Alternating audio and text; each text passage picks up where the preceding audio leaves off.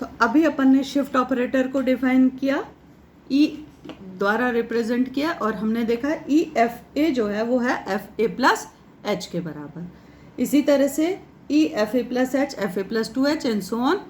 तो अब हम इसी शिफ्ट ऑपरेटर की हायर डिग्रीज पर अगर अपन बात करें तो हायर ऑर्डर शिफ्ट ऑपरेटर्स को हम कैसे ले सकते हैं?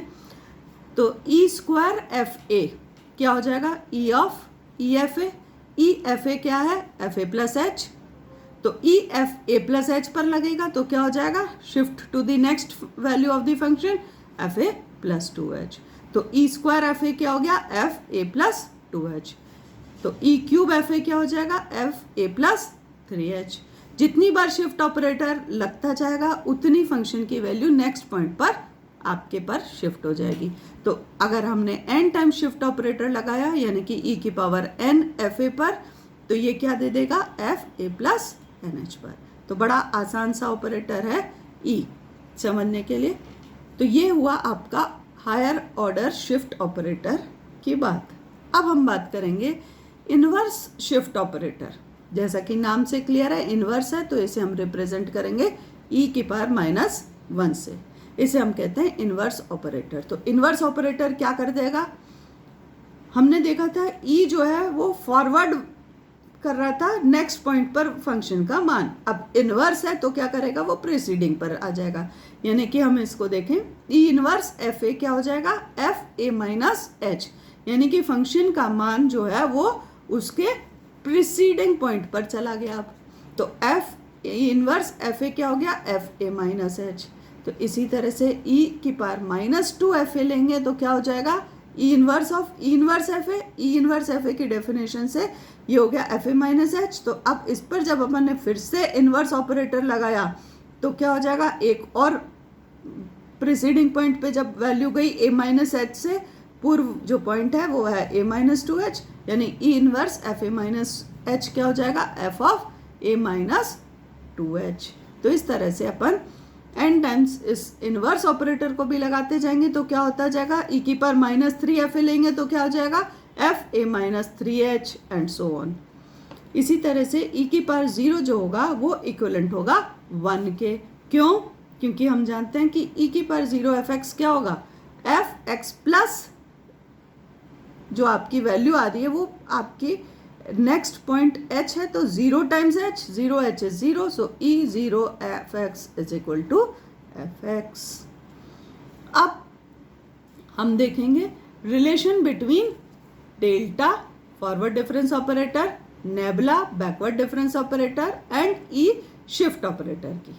तो इन तीनों में डेल्टा, नेबुला और e में क्या रिलेशंस हैं? तो डेफिनेशंस को हम यूज करते हुए इनके बीच के रिलेशंस को निकालें। तो देखिए, डेल्टा एफ एक्स हम जानते हैं किसके बराबर है? F x plus H minus F x. E F x plus H के बराबर है। तो डेल्टा एफ एक्स किसके बराबर हो गया? ये हो गया आपका E F X minus F X. तो डेल्टा एफ एक्स क्या हो गया? E F X minus F x. F x function common है, इसको हम कॉमन ले सकते हैं। तो डेल्टा एफ एक्स किसके बराबर आ गया? E minus 1 F X. यानी कि ये क्योंकि दोनों ऑपरेटर्स हैं, without function they are useless, तो हम ये कह सकते हैं कि डेल्टा जो है is equivalent to E minus 1।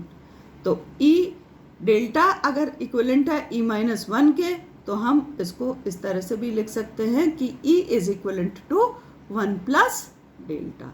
तो ये दोनों फॉरवर्ड डिफरेंस और शिफ्ट ऑपरेटर ई में रिलेशन हो गई कि E is equal to 1 plus delta, और हम इसे आगे चलकर बहुत बार यूज करने वाले हैं। तो इसे हमें याद कर लेना चाहिए कि शिफ्ट ऑपरेटर ई जो है is equivalent to 1 plus delta.